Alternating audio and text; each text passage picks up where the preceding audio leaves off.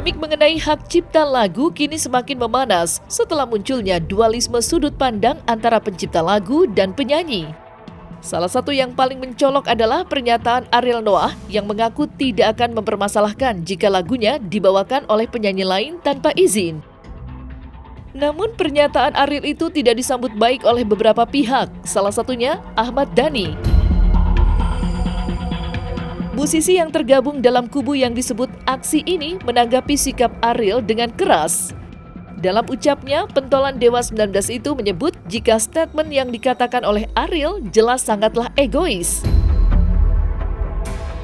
Lebih jauh lagi, Ahmad Dhani menilai bahwa apa yang diucapkan oleh Ariel tampaknya terlalu gegabah dan justru akan merugikan para pencipta lagu lainnya. Lantas seperti apa kritikan seorang Ahmad Dhani atas langkah yang diambil oleh 29 penyanyi senior tersebut? Untuk revisi undang-undang itu saya belum bisa jawab. Saya lagi nunggu teman saya di DPR, yaitu Mary dan Once. Nanti semoga kita bisa berpikir di sini hasil itu. Ini sekarang ditunda dulu lah. Tapi untuk bahan-bahannya, usulan-usulannya sedang berlangsung. Gitu. Jadi Meli punya usulan, Once punya usulan, aksi punya usulan, sudah berlangsung. Gitu. Jadi tinggal nanti menunggu Once, saya, Pak Syekung, lalu Meli Uslo nanti bicara di depan media. Sekarang Once udah nggak ikut-ikutan, Arman udah mundur, nggak ikut-ikutan ngomong lagi, terakhir Ariel ya. Sebentar lagi juga Judika mundur, Bro Ariel mundur juga sebentar lagi nih, tinggal PCL ya kayaknya. Jadi begini, sekali lagi kita tegaskan ya, untuk Bro Ariel tercinta dan tersayang, tidak perlu aturan untuk DDL.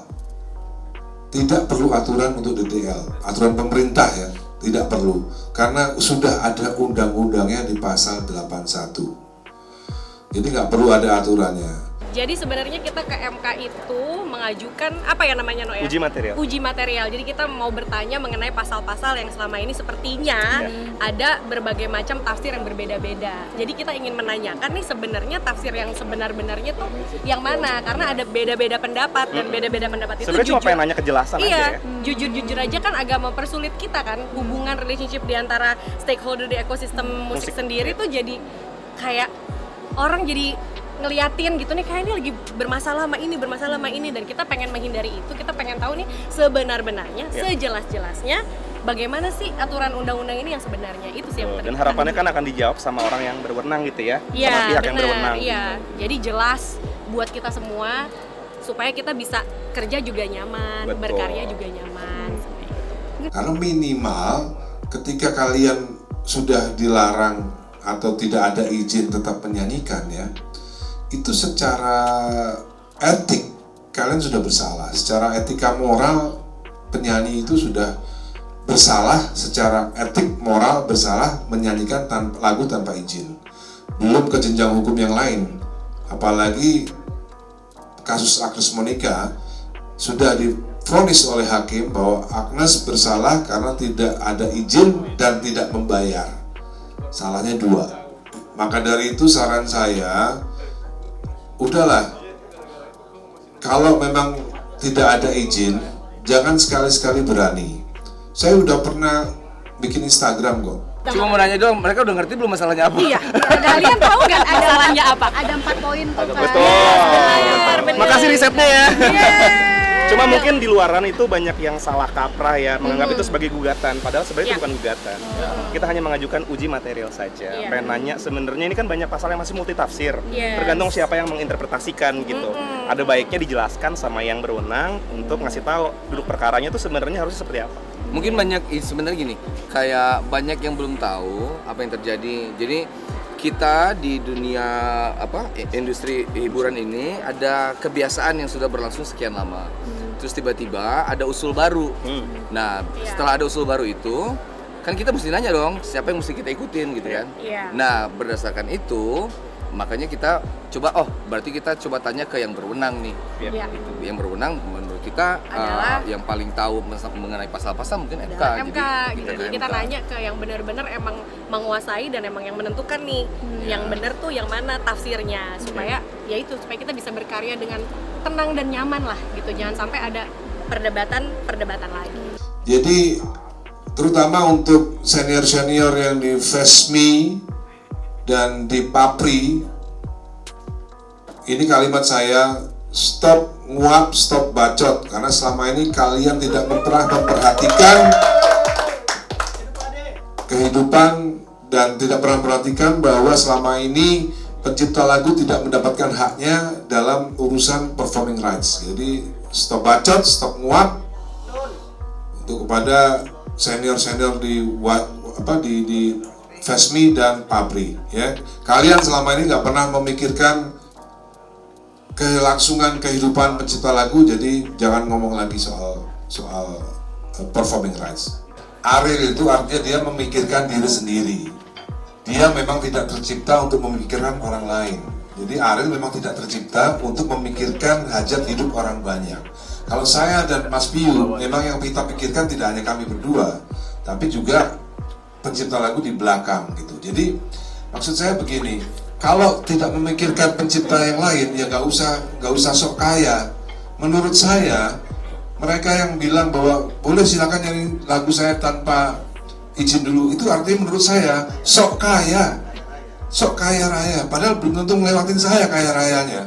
Balik lagi kan banyak beredar tuh mengenai performing rights gitu, tapi sebenarnya rights-nya pencipta lagu tuh ada mechanical, beberapa, ya. ada mechanical rights, nggak cuma performing rights saja, ada mechanical rights, rights. ada Jadi synchronization rights.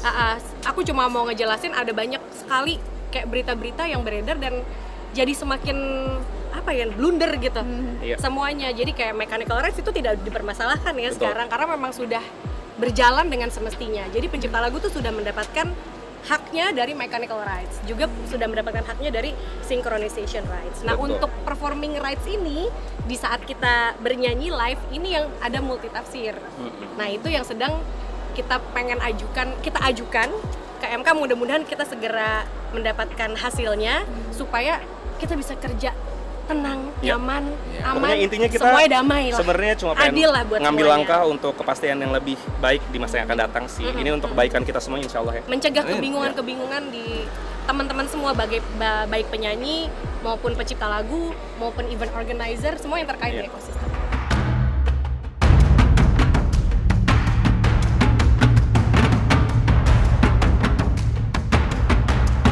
Di sisi lain, langkah hukum yang diambil oleh 29 penyanyi ternama Indonesia dalam mengajukan gugatan uji material terhadap Undang-Undang Hak Cipta Lagu juga memantik perhatian berbagai pihak, termasuk pakar hukum dan tokoh masyarakat.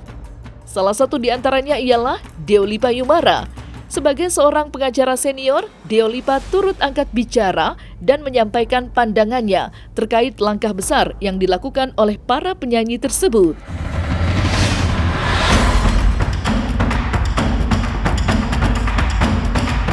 Jadi ketika ada gugatan dari para musisi atau penyanyi, tentunya ada yang bermasalah dalam undang-undang.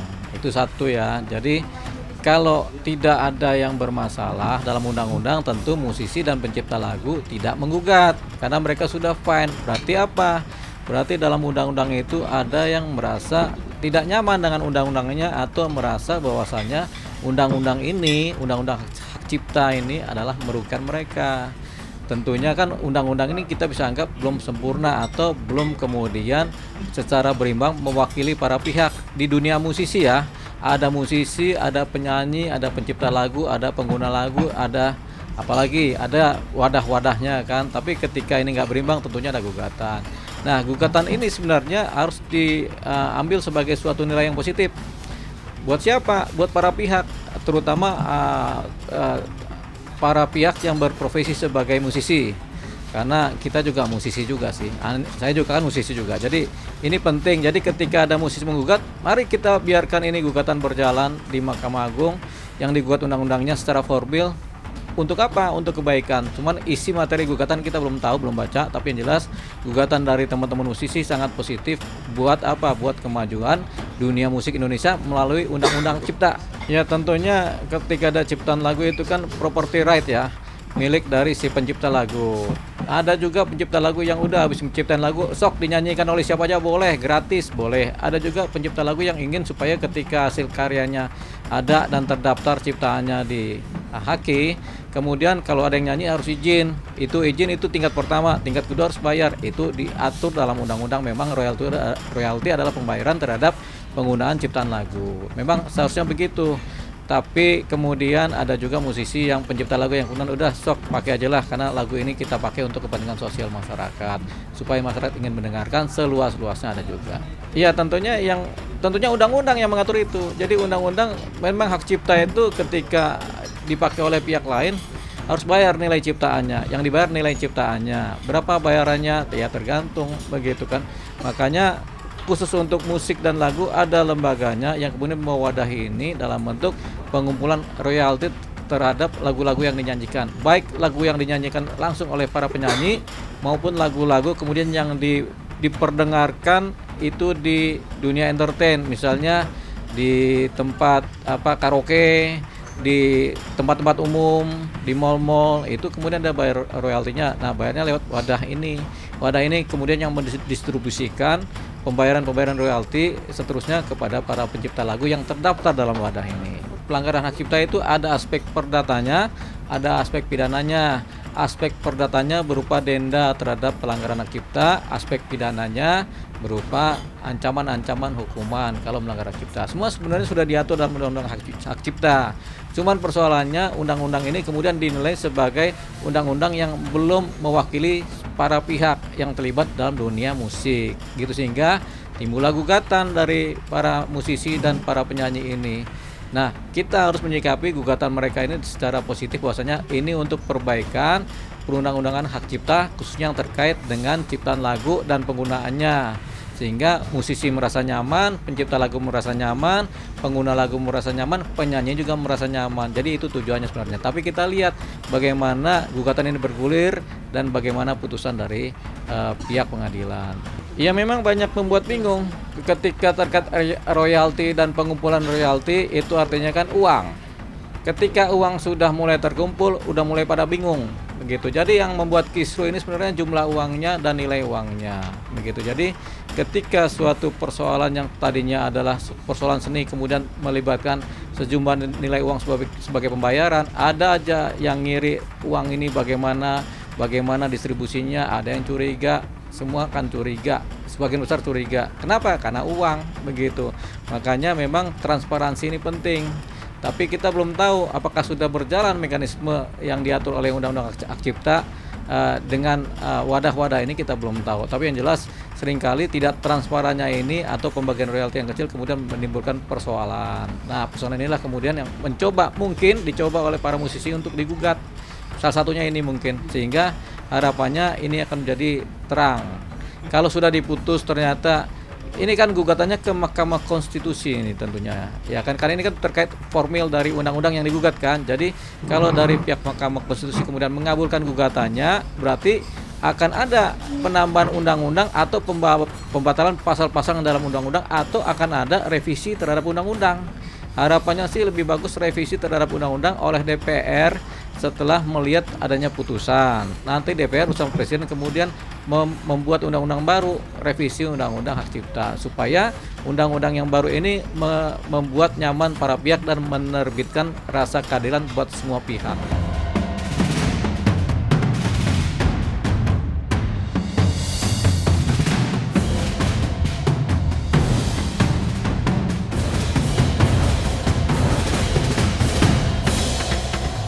Nah, selesai sudah Cumi Lovers. Jangan lupa untuk like, subscribe, dan juga share channel YouTube Cumi Cumi.